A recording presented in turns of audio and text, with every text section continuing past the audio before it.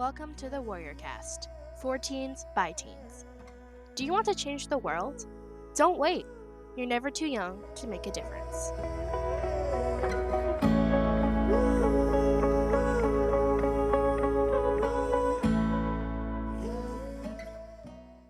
Okay, welcome to the Warrior Cast. I'm here with my good friend Aliya Gerow, and today we're going to talk about writing heavy topics. Now, this is something that gets talked about a lot, especially among Christian authors, because certain topics and certain circles like to be avoided just because they are difficult. And I myself have run into people who will not let their kids read books that handle these topics. And so I got Aliya here today to talk about why those topics are important to address as Christians and how we should do that. So welcome to the podcast, Aliya. Hello. So what are your personal thoughts on writing topics like this? I know that you handle a lot of stuff in your writing, and so what kind of made you feel like you were okay with writing those, especially as a teenager? You know, you're a young author, and some people might say that you're not qualified, you haven't lived through all of these circumstances. So what would you say to that, and what is your experience and calling as someone who handles these topics? Well, I believe that writing those heavy topics is really important to touch on, because pushing them under the rug is not something that we want to either. We want to bring light into the dark places, and without going into the dark places in our writing, we can't bring light to it. So just writing those also helps just bring light into those places and show that those places are there, but they're not without hope. And so we can find hope within those places. So writing those just also shows, it's also a healing kind of thing, where if having faced a lot of dark things within my life, it's part of writing those is just helping heal from those and helping others see that they are seen and that there is light and hope in those places, and that no matter how old you are or what you've been through, there are places that should be seen and written about. Not always, not in every story. Not every story is the perfect time and place to bring those into writing, but sometimes they are, and it's good to write about them and show that they actually exist and that they aren't things that should be just shoved under the rug. Yeah, I definitely agree with that. I can 100% relate to what you said about, even if we haven't necessarily lived through every aspect of what we write, because obviously in writing there's going to be some hyperbole and some kind of wild circumstances going on, but like we all go through something in our lives. We've all lived and experienced, and so we've all experienced the world around us, and we know about the darkness, and ignoring the fact that there is darkness isn't going to add any more reality to your story. I believe it was G.K. Chesterton said, fairy tales aren't telling children that dragons exist. They already know that dragons exist. Fairy tales are teaching children that dragons can be defeated. And I really like that thought. Going into more of the fantastical elements, how do we deal with things that happen in real life? Some of the darker things happen in real life, and how do we deal with that delicately within our stories? Do you have any thoughts on that? I mean, yeah, a lot of things just can be really hard to deal with delicately, especially if they've been our real life circumstances for some people, and things that we haven't personally experienced ourselves. It can be really hard to handle it delicately. And mainly the main thing you can do to write that delicately, I feel like, is just talk to people who have lived through things like that, read books from people who've done good research and or have lived through it, and learn from that. And especially after you've written it, don't go around sharing it right away with a bunch of people. take it carefully, go through, edit, and have people read through it and tell you what they think long before you go share it with the whole world. It helps you to write it more delicately. It helps you write it more delicately than if you just scribble something out on paper real quick and then go send it to about 100 people through email. Not even sure how you would send it to 100 people through email. If you have 100 people's emails, I'm impressed. But don't go sharing it with the whole world when you don't know what you're talking about. Do research, talk to people around you, and understand the situation before you start handling the dark topics. Otherwise, it could really hurt you and hurt people around you. And so that's just my tips for dealing with it delicately, because it's something that has to be delicate.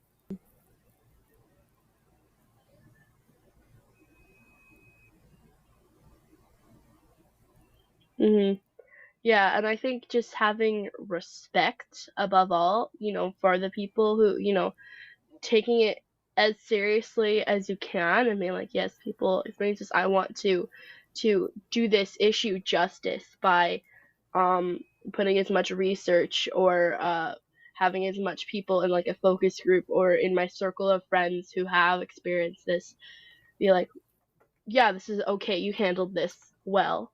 And I think that really goes for any topic that you haven't experienced. Like even for things like race, if you're writing from the perspective of a black character and you're not black and you don't have much experience with people of color, then you're going to find someone who either lives in a more diverse community than you do, or is black and knows how this works in real life, and you're just gonna be like, okay, I don't know anything about this. I'm just gonna lay that down. Like, I have no experience. Can you tell me how well I handled this? And I've even done that for male characters because I have a lot of guys in my life, so I feel like I write male characters fairly well. But I am still gonna be like, okay, you're a guy, read this, and let me know if I just totally did that wrong or am I kind of in the right place here with how I'm conveying emotion or train of thought or whatever I'm doing?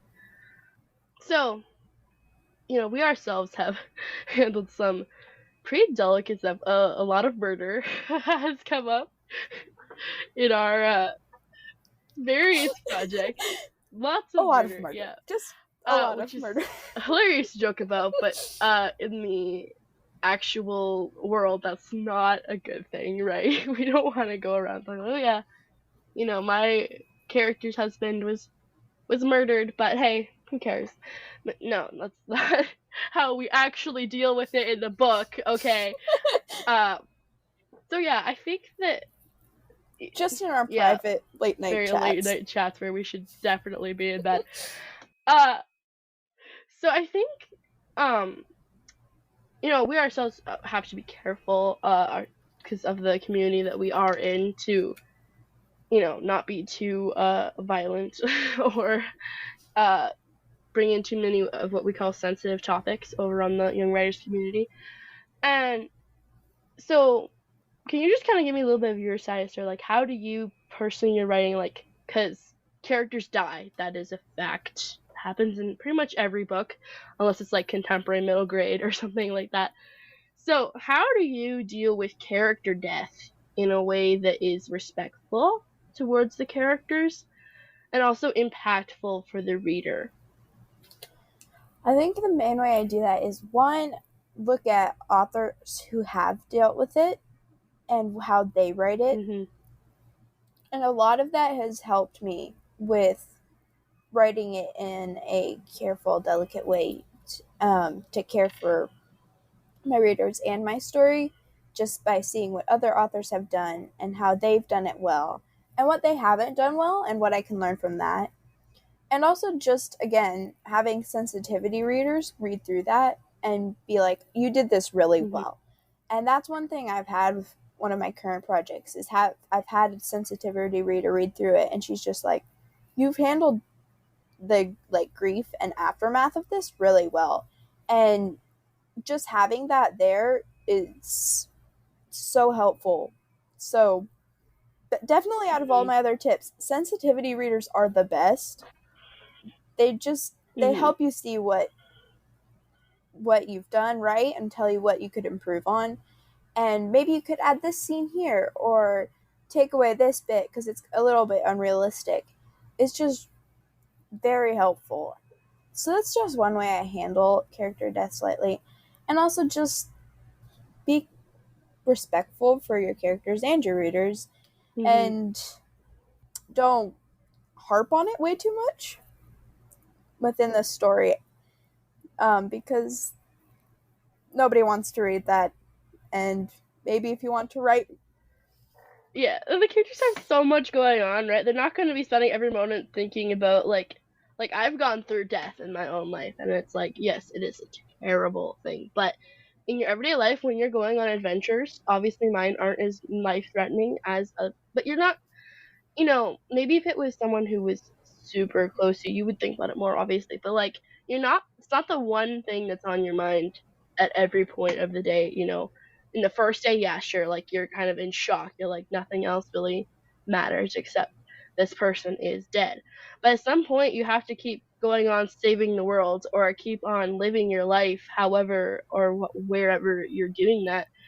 And I think I have seen that in like especially lower level type middle grade novels and stuff, like they will kind of be like that's the only thing happening, and it can't be, right? Because we're living life. I think that is definitely something that you kind of fall into a little bit. It's like, well, how fast can I make my character move on, I guess, is the thing I struggle with sometimes. But I think obviously looking into your own life, even if you haven't necessarily experienced death of a person in your life, maybe you have a friend who has, or you knew someone, maybe it was just in your church or something who passed away. And even if it wasn't very close to you, that still affects you in some way, or even the death of a pet, of something like that. You experience death because death is a part of human life, and so just even if it's not the kind of death that your character is experiencing, you can still go into your experience and be like, okay, I felt this when this older man from our church died.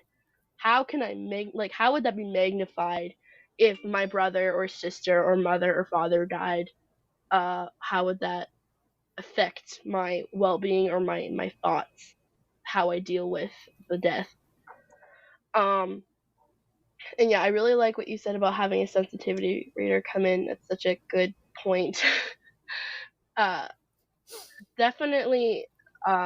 It's one of the ways you can kind of work your way around the principle of write what you know, right? You don't necessarily have to write what you know, but make sure that someone who does know reads it before you publish it. Mm-hmm. For sure. Another thing that we have dealt with is abuse, especially in our upcoming project. We have dealt with that a bit here. And, both of us come from fairly stable homes. We all understand the anger of a parent, right? And we kind of all understand how that could Mm-hmm. turn into something darker. Um, and I really think that, especially for someone like us, abuse is a much harder thing to write, because Mm-hmm. especially since we Yeah. have a close friend who has gone through abuse. And so we always, for me, that really came up more as like, okay, I'm not just writing this, I'm writing this, and someone who I know has gone through abuse will be reading this. So how do I handle this well? And I definitely think that it's something we really have to always be aware of. Um, and yeah, would you have any thoughts? Yeah. Basically just seconding everything you said. It's just whereas things we haven't personally lived with or dealt through, it's just also knowing the people who will especially be reading it and understanding the readers who will read it or people who might pick it up Mm, is very helpful to understand that getting it right is very helpful for them. And mhm. making it sensitive enough that you don't trigger something is just super important when writing heavy topics. Mm-hmm. And again, yeah, so just seconding everything. And Yeah, and I also what you said before about character deaths, I think that reading from other people who are have written it well and taken a lot of research into it and doing a lot of research yourself and kind of exposing yourself to the points of views of people who have gone through traumatic events like that and just um learning about that is so valuable for writing it right and getting it right because mm-hmm. I know personally, even though I haven't necessarily been through abuse myself, I have read things that about abuse. You know, a character who's going through a hard family picture life, whatever you home life, uh, and you know just the way that impacted me, even though I haven't gone through something like that, seeing how they got through it, how they found hope on the other side, or hopefully found hope on the other side. If they didn't, that's kind of depressing. And that's why we write heavy topics, right? It's because we want to show the stories of the people who have gone through the other side and found healing from all of the damage that has happened. um and I think that also understanding that you can't just be the same after a traumatic event, like a character death, like abuse, like, you know, the world almost ending. Things aren't going to go back to normal. They aren't going to just be the same. I think that that's a thing that we run into in literature sometimes. It's like, oh, well, I went through this traumatic event, but now everything's going to be fine. No, you're going to have PTSD. You're going to have some long lasting effects from this traumatic event and just also making sure that you deal with that part of it well. Um, and yeah, I think that's my thoughts. Obviously, right now the world we lived in is really messy. There's a lot of messy stuff that goes on in our world. A lot of stuff is, you know, political, is that, and just very derivative. And I feel like in fiction we sometimes just erase all that and you know we're just living our, you know, if it's a contemporary novel it's just life, but we're not actually mentioning any of the major events that happened. I read a book that took place in 2020 and didn't mention the pandemic at all, and I was kind of like uh, okay, but I don't think this is how this book would have played out. It takes place in 2020 and that was mm-hmm. not how 2020 looked like for me, okay? I'm pretty sure it was written like prior 2020. It got published after the pandemic hit, but it was like, okay, I think this needs a little bit of work. And this is why we And don't write so, about future years before the years happen. yeah, exactly. So, how do you deal with if you're writing in a current setting, which I know that neither of us do a ton, but we kind of write in a similar to now type future. Do you like to be in a different world in your stories because of then you don't have to include every aspect, or how do you deal with putting enough real life into your story to make it, you know, relatable to now? That's a very good question. So, I mean, personally, with my stories, it's I like having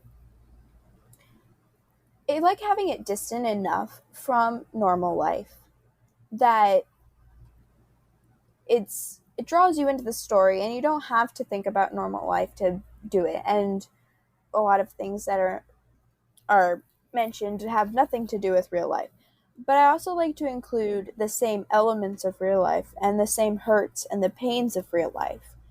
And just for realistic purposes, those things are still going to be happening. Even in the most drastic fantasy world you can imagine, most likely that's going to be happening still.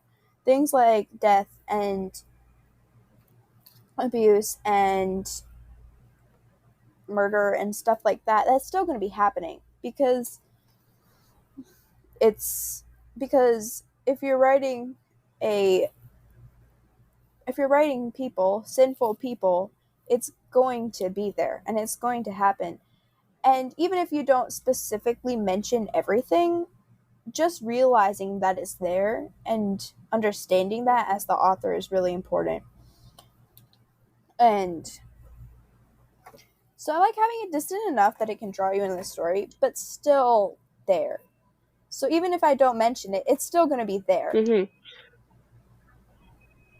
Mhm.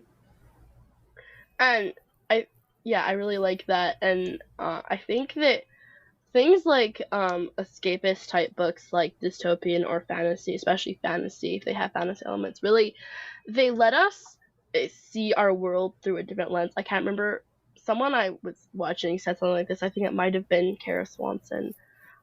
Was talking about how fantasy as a genre lets us look at our world but not our world, so we can look at things like death or like racism, or those kinds of more political issues through the lens of a different world, right? So instead of colored and white people, we're looking at elves and dwarves, right? We're looking at different types of things, or people groups that are experiencing the same things that we experience in real life, but in a different way that kind of lets us look at it more, um, with less of a bias, just more directly looking at it and saying like, I never really saw this aspect of this issue before until I saw it happening between a unicorn and a fairy, right?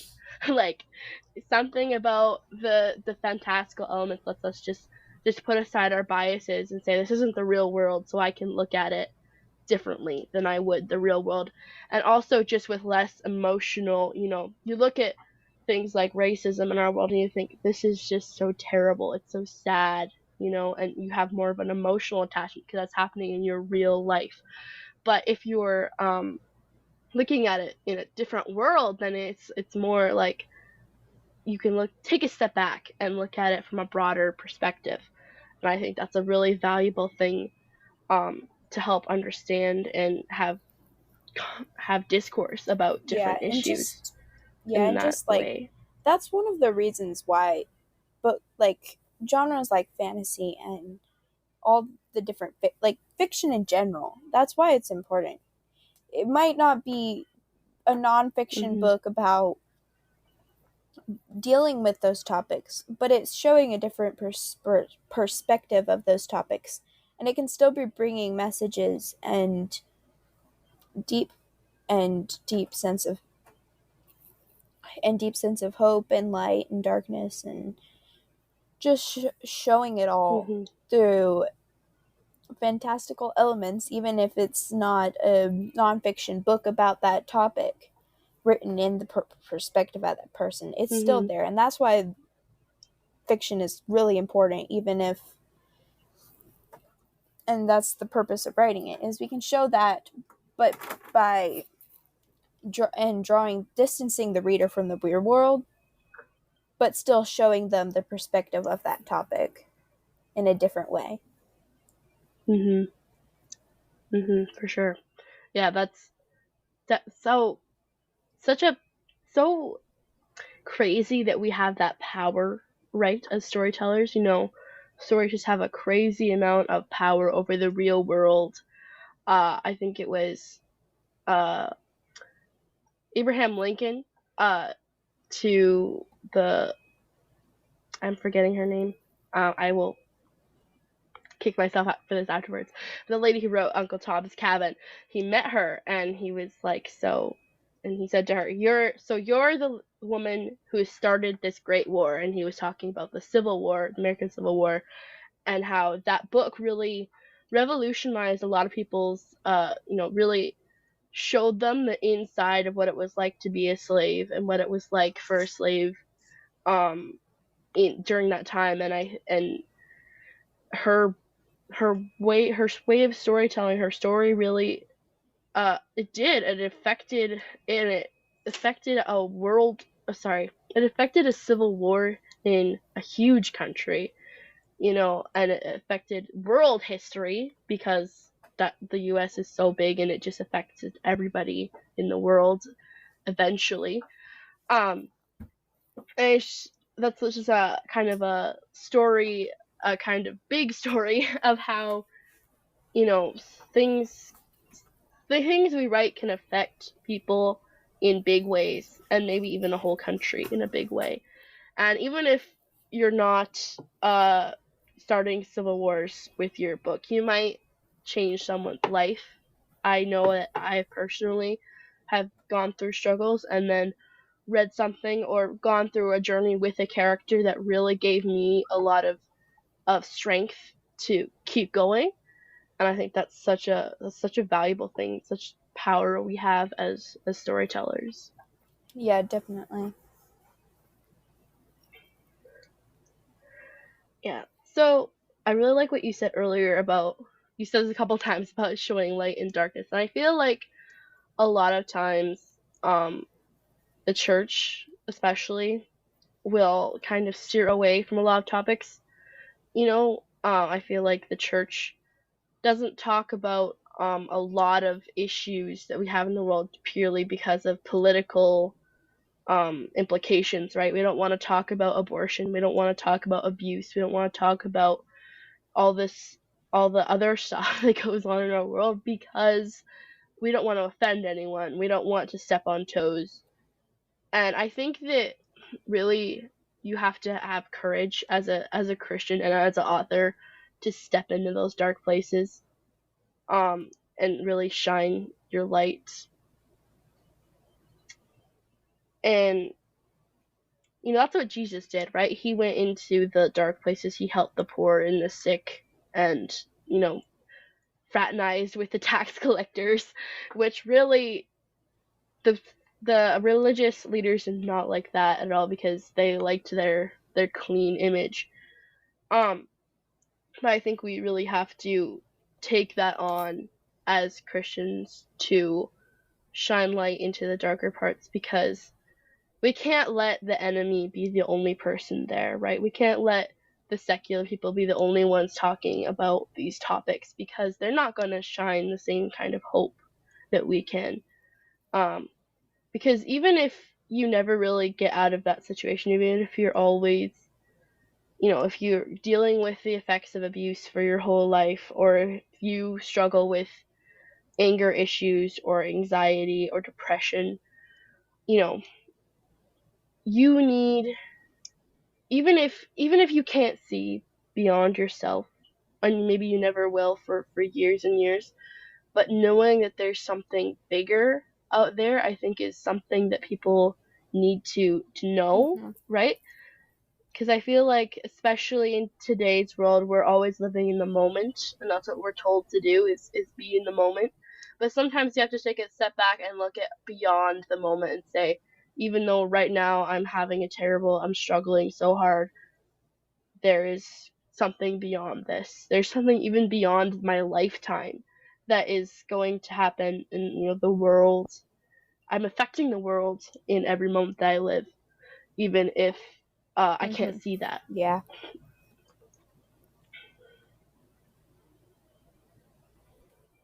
Another thing that we are dealing with in our upcoming project is suicide, which is a very sensitive topic. A lot of families will steer clear of that. I mean, we're not writing a middle grade novel, so that's okay. But suicide is something that I feel like it is so prevalent in our world, and yet it is so avoided, especially by the church. At least the church I grew up in. You didn't talk about that kind of thing because it's just so sad, and it's just so um. There's just something about it that we like to steer clear of, and so yeah. Do you have any thoughts on how we handle that type of thing, and how our experiences help, and how we can shine light in that very dark area? Yeah. It's yeah, suicide is just one of those things, like it's a very heavy topic, and I feel, and it's just one of those things that's been just kind of pushed away in a lot of Christian Mm-hmm. places because it's too heavy and it's too dark, and but it's something else that has to really be dealt with. And I've had Mhm. similar experiences which have helped me with writing that, and experience dealing Mhm. with that when I was younger, and that kind of thoughts. It helps me when I write it, because Mhm. it's something that really needs to be talked about, because when I was dealing with it, I knew nothing Mhm. about anything about depression or suicide. I knew nothing. Yeah. I didn't even know I was dealing with depression at the time. And it Mhm. wasn't until I older that I found out and actually knew, like, that's what I was dealing with during that time, and just feeling that Mhm. hopelessness. And so I didn't know when I was younger, and just because those topics were never talked about and I never knew anything, Mhm. and so it's just dealing with those topics helps people feel like they're seen and they understand, and feel like Mhm. they're not the only one out there. So many people deal with all Mhm. these kinds of feelings of hopelessness and feeling the impact of the world around us, and they just feel like, well, I'm alone in this. And writing about those things shows them that they're not alone, and there's things they can do and people they can talk to, and there's other people out there who feel the same way. Mhm. Yeah, I definitely 100% agree with that. I also was not taught about depression or anxiety, which was another big player in my mental health journey. But depression, especially, I also went through times of suicidal thoughts. I was pretty close a couple of times, actually, and it was such a dark time in my life, and it took such a long time for me to figure out what I was going through because I hadn't been taught. I hadn't heard of this happening to kids or even to especially to Christian kids. I kind of thought that, oh, if you're a Christian, you're not going to have suicidal thoughts or like have that because you have Jesus, so you won't need that. You'll just have hope all the time. And I was dead wrong. I was dead wrong. So and you know that's um really sad that the church doesn't teach its people about these things and how to rightly combat it. And my church was very much like mental health is not something that they talked about really, and they're a very old-fashioned type church, so I get it. Mental health has definitely become much more something that's talked about more recently, but I think that's really good because like I had to learn what depression was over the internet. Like I was not taught this in church. I was not taught this by my parents. Uh, I don't blame my parents. I know like they have a lot of kids, and you know, as the oldest child, sometimes they're not ready either. They think that you're still a child even when you're growing up in ways that they don't see, and sometimes they can just miss the signs, and that's just because they're human, right? They're not perfect either.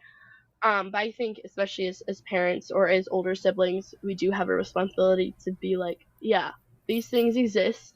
You probably don't understand it right now, but these things exist and that's okay. It's okay if you're having suicidal thoughts. It's okay if you're depressed or anxious. You just have to tell someone. Mm-hmm. Just tell someone. They'll help you through it. I never told anyone until like months after I'd already gone through this. And I just felt so alone and so hopeless. But then I read books actually that dealt with this kind of thing. I read Dust and Shadow by Kara Swanson. I read Coral by Sarah Ella.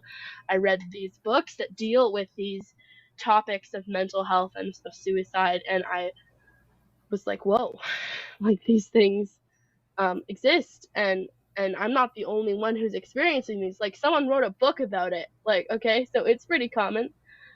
Um, and I think that really helped me as a storyteller to be, I got that experience so that I could um write about like suicide and mental health with through the lens of someone who has experienced that.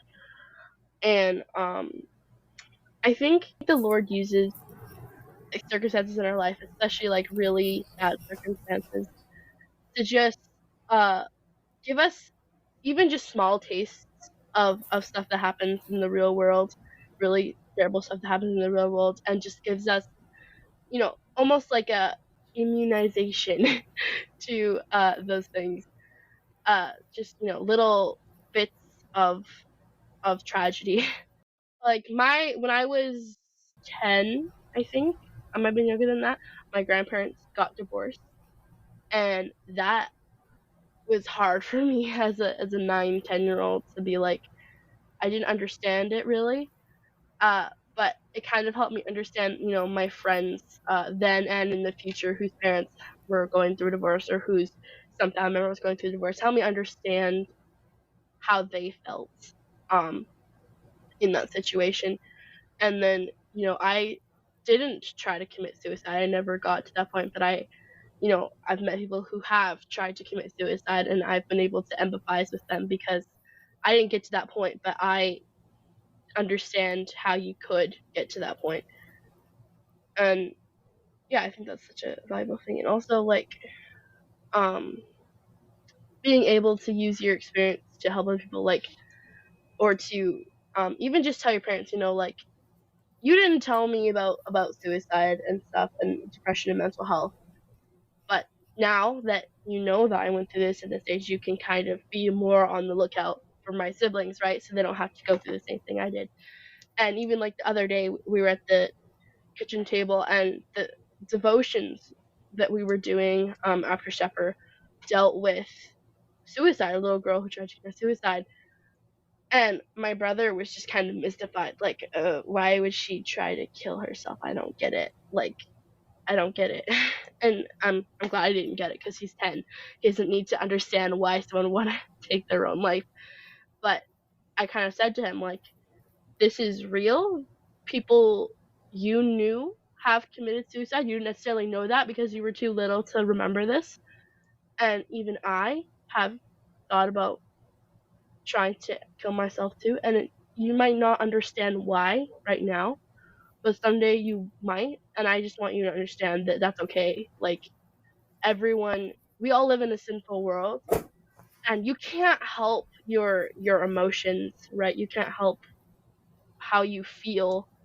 You can't just not be depressed. That's not how that works. Um, so just kind of, yeah, letting them know that yes, this is something you will encounter, and I just want you to be aware of that, I guess. Welcome to a place full of honest reflections, biblical encouragement, and wholesome fiction. The Warrior Co. is a website full of content for all ages and creative interests. No matter your struggle, you are never alone. Join the movement and be a warrior of change. Visit www.warriorco.ca and see what it means to be a warrior. The Warrior Co., fighting for the light. Yeah, I'm definitely second that because it was just also for me like there were things that I didn't necessarily understand at the time, and because I didn't understand, I didn't really tell anyone because I didn't understand. I didn't know what was Mhm. going on. Why was I Mhm. feeling these things? And and yeah, it's something that needs to be talked about. Maybe not like plastered over everything, No. and Yeah. your small children don't need to know all of this, but it's Mhm. something that needs to be talked about in a sensitive way that just brings and just honestly asking people questions and the serious questions Mhm. of how are you doing and not just the shallow oh I'm fine is Mhm. really really helpful, and just Mhm. understanding that it's okay not to be okay, and Yeah. it's okay, and it's okay to talk about it and talk through it with people you know and trust and care about. Yeah, that's so true. And you know, in the church I was raised in, it was often kind of the vibe I got was, oh, you're depressed, you need to pray more. Like you're not being a good enough Christian, so you need to, or not necessarily you're not being a good enough Christian, but you just need to rely on the Lord to just not be depressed anymore. You um can't live this way. You have to just buck up and keep going. And that's such a toxic way to deal with it, because that's only going to make it worse. In Coral by Sarah Ella, one of the characters makes the comment that uh you can't depression is like trying to tell someone to just get over the depression is like trying to tell a cancer patient to just not have cancer anymore.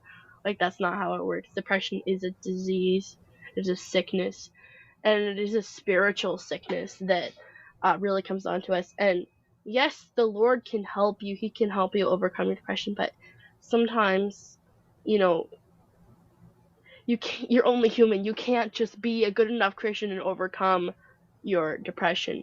And my depression that I went through was related to the fact that I was ignoring God. I wasn't paying attention to Him. I wasn't living like I should be living. And I can see that now that I look back. I'm like, oh, if I hadn't been ignoring God, maybe I wouldn't have felt so terrible. But like her mom died. Like my grandma died when my mom was 14, and that's obviously terrible. She had cancer. She passed away, and my mom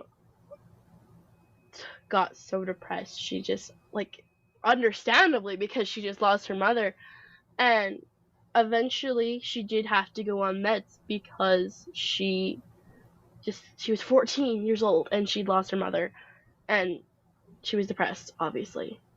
um so she went on meds, and that is perfectly fine, because sometimes the Lord gave us technology, because technology can help. It's obviously not all good, but some drugs can help us deal with life better. And she was only on them for a few months until she could handle it better. But she told me that, yeah, like some people who I was connected with at the time would have looked down on that because drugs aren't okay, right? Any kind of drugs, that's not okay.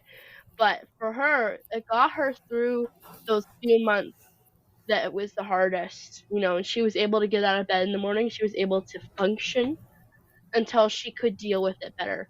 And I think that um just saying that it's okay to have to seek help is one of the most important parts of dealing with these topics, because I feel like it's too common for us to say, oh, either dismiss your feelings because, oh, you're too young to be experiencing this, or you are in the right, like your life isn't bad enough for you to be depressed. And say, no, if someone tells you that, go find someone else, because it is very dangerous to deal with this on your own, right? It's very dangerous to deal with abuse on your own. It's very dangerous to deal with the death of family one on your own. It's very, very dangerous for you to deal with depression and suicidal thoughts on your own. And so just having the honestly the courage to seek help is one of the most important parts we have to deal with when dealing with these topics, I think, because it is a scary thing, and being able to seek help is the best thing you can do. Definitely second that. I'm like, when I was 10, I went through major anxiety, and just being able to talk through with my parents through that helped me so much. And I don't think I would have been able to do anything if they weren't there. And they were my biggest comfort during it, because otherwise I just would have felt so alone, and it would have been terrible, because Mm-hmm. That happened right through COVID-19, and now I understand why I had anxiety. But Yeah. it was just but it was just one of those things where my parents were just right there with me, and they helped me through all of Mm-hmm. it, and they helped me see the light through the anxiety and help me see that I don't need to be thinking about these things. I don't need to be worrying, Yeah. and just giving me verses to memorize and praying with me and Mm-hmm. showing me that I can pray and trust in Jesus and have long conversations. And through sleepless nights where I can't seem to fall asleep, just relax, sit up and talk with Mm-hmm. him through the night. And it's just talking with it through people can really help. And Mm-hmm. even after you've gone through the blunt of something like depression or anxiety, just talking with people afterwards and unpacking all of Mm-hmm. the feelings you've had from that experience helps. And it's often one of some of the best conversations you could have with the people you trust Mm-hmm. and love so much, because just unpacking all of that and having that mutual trust with each other to understand these kind of things can really help you Mm-hmm. understand everybody better. Yeah. Yeah. Yeah. I really feel that because, obviously I didn't know to tell anyone when I was going through that, but I've had such valuable conversations afterward with people like, oh wow, like all this stuff just kind of was related, and that's kind of crazy to me now. Like, wow, I was really in bad shape. And uh and like you said about anxiety and stuff, I think yeah, just being able to uh talk about it. Like I had a cousin who I'm really close to. He went through anxiety a lot when he was in his like tweens, early teens, and it was really bad, really, really bad for him. He would have full on panic attacks, and he had such bad separation anxiety, he couldn't really be alone without his parents. And looking back on that now, like, I didn't understand it. I was like 8, 9, 10, maybe 11. I don't remember exactly how old I was. But I was kind of mystified by this because I was like, I don't really understand it. But then when I started going through anxiety, I was like, oh, I totally understand this now. Like, oh wow, I just had a panic attack, and now I understand what he was going through. And um, also just seeing like that he was better now kind of gave me courage to be like, okay, so anxiety is something that you can get better from. And um, seeing what he had to do to master his anxiety. Obviously, a lot of it was just growing up. Um, but just the things he did, he ended up going to like therapy, and he was on meds for a while as well, I believe. I didn't get to that point, or I haven't gotten to that point yet. There's still time, but uh, yeah, just seeing the things that he did to deal with it, even, and seeing that it was something that was this someone this close to me also dealt with this kind of gave me a little more courage to deal with it myself, I guess. And so yeah, I think it's just so valuable to know that other people have felt the same way and to have discourse about it, with these people. It's like, okay, I know that you went through this, so can we talk about it because I'm going through it too and I need to understand more. So we've talked a bit about anxiety. Um, we've obviously both gone through that.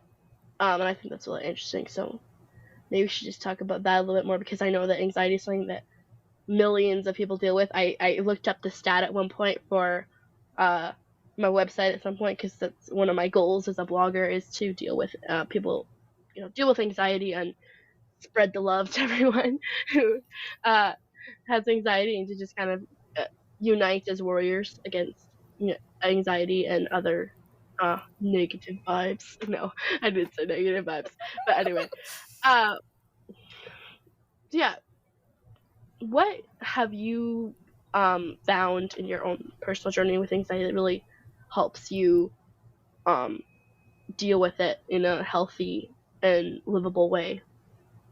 I think honestly just seconding what I've said about talking it out, and then Mm-hmm. I've found, especially going through anxiety, that one of the ways that really just helped me calm down and understand that this isn't something I have to be afraid of is just, I went through a whole bunch of Bible verses. I would read my Mm-hmm. Bible. It would calm me down, and then just going through doing informal prayer, which is just me laying on my bed or staring at the ceiling and just talking my thoughts out loud and just Yep. talking it through. And that's what's Yep. usually the prayers that are the most helpful to me. And what really helped me was the late Mm-hmm. night, just unpacking my feelings and just crying out to the Lord, just like, I'm feeling this way and I don't know why I feel this way and I don't know why I'm so worried, Mm-hmm. but I am. And so just show me that it's not something I have to be afraid of. And especially the things that I had to deal with, like that I was afraid of, it just brought me so much closer to the Lord. And just realizing that, yeah, I'm going to get through this. And after going through a few mental health stuff, like just a big roller coaster, just realizing I'm going to get through it and it's not going to be terrible. And eventually I'll feel better.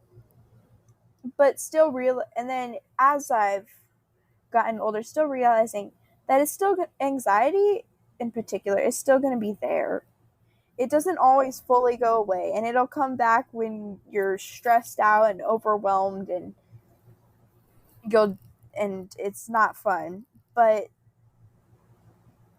anxiety is something I found that the Lord can just really work through, and it's something that we can it's one of those topics that can be written about in such a relatable way Mm-hmm. and be written in the stories and may not specifically be called out, but you can see it and realize that those emotions and understand relatably. And that's another way, just putting it into writing. Mm-hmm. And putting it into writing Yeah. just also really helps, which Yeah. for people who have anxiety, like even just journaling or writing a snippet, or Mm-hmm. if you're a writer creating a character who has anxiety problems, it really helps to get the emotions out on Mm-hmm. paper and not coop them all up in your mind. Yeah, I love the characters are just a dumping ground for our trauma. Like, oh, I have anger issues. You're gonna have anger issues, and you're gonna have a terrible life now because I need to process my trauma. So good luck with that. Uh, yeah, I love that. Go make everyone else miserable. Go be angry and make everyone else Yeah, miserable. yeah, and yeah, what you said about really just going to the Lord is something I struggle with sometimes because I want to be like, no, I want to like deal with it myself. I'm bigger than my anxiety. No, God is bigger than my anxiety, and through Christ I can do all things. Um, and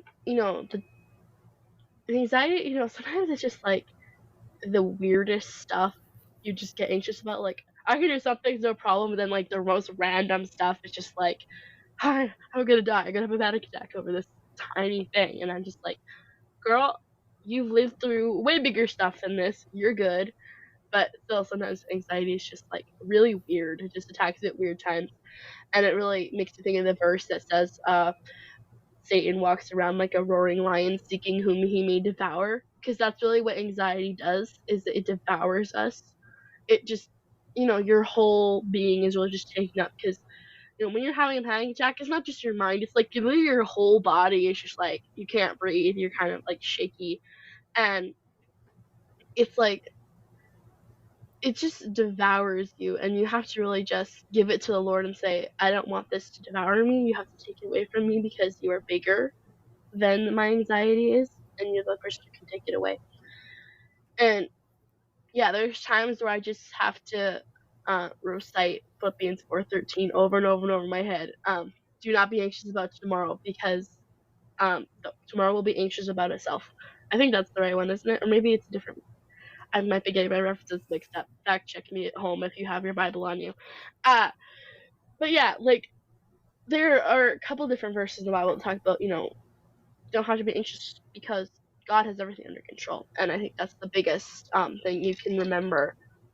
It's just, yeah, God has everything under control, and you don't have to be anxious about anything. And it's just takes such a weight off you, right? Because you're like, oh, I don't have to worry about it because God's got it all under control. And I mean, like, and just because you realize that, well, God's got it under control, it won't automatically make anxiety go away at all. It will still be there, and you'll still have to deal with it, and it'll still be there at the most inopportune times. Mm-hmm. It's very frustrating. It is. And it's like, man, all I wanted to do was go out for lunch and not have a panic attack. But thanks for that. So go talk to one person, and here I am hiding in a corner.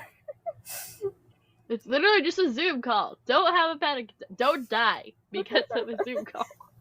And it's one of those things that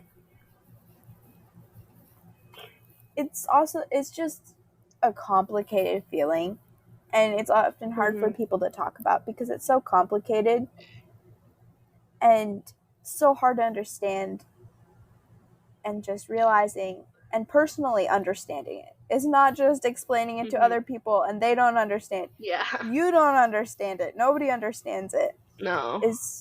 It feels so irrational sometimes.